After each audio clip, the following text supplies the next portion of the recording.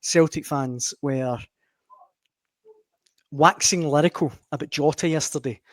Darren Days, next season, the left side of Tierney and a match-fit Jota. Hatate, Tierney and Jota together will be absolutely formidable. And Lynn, cream always rise to the top. Jota is that cream. But the big talking point is, will he start against Bayern Munich? And was yesterday's team a little snapshot into what Brendan Rodgers is thinking ahead of going to Germany? I think so. I think that, he obviously he felt Jota wasn't up to full speed, and probably still isn't up to full speed because he hasn't played a lot of football. But I think Celtic have seen enough already to believe that he can be trusted. And I think if you go into that match with Jota on the right, Jota on the left, Kuhn on the right, and Maida through the middle, I think you're giving Bayern Munich plenty to think about, plenty to cope with. And always that threat that their pace can get them in behind. I think Adam Idah will probably feel a bit miffed if he doesn't get the chance to lead the line.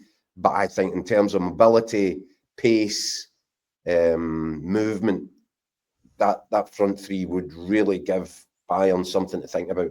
Mm-hmm. We're hoping, as we said, that maybe be a bit of complacency about the whole thing. It'd be pretty hard to be complacent if that's Celtic's front three. And I think, as I said, I think we've seen enough of Jota now. In brief cameo roles, yeah. But is he ready to start in Germany? I think he is. Would that constitute Celtic's best chance of doing a bit of damage in the away leg? Yeah, I think it definitely does.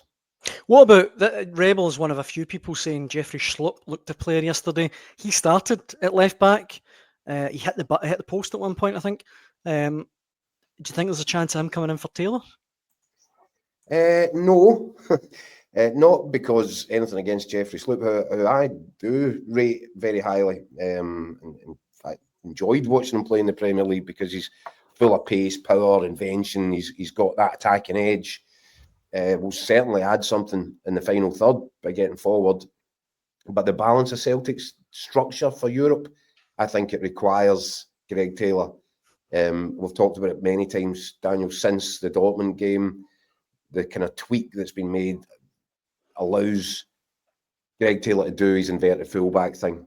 And he goes in and he provides an extra body sitting next to Cal McGregor. And I think it's really crucial to the way that Celtic have grown into the Champions League this season. That Greg Taylor's played a massive part in that. I'd be really surprised if he wasn't, nailed on for a starting place, Greg Taylor, in this game. Mm-hmm. Jeffrey Schlupp will have a contribution to make to Celtic. There's no doubt about it. He'd be a good player. Mm-hmm. I wonder if it might be more domestically in games where Celtic are likely to have, 90% of the ball, as opposed to the likely scenario in Bavaria on Tuesday night, which is Celtic will be lucky to have 30% of the ball. And Greg Taylor's role when Celtic don't have the ball is key to everything in terms of how to tighten up in the middle of the pitch and make Celtic more robust and difficult to break down. Mm-hmm.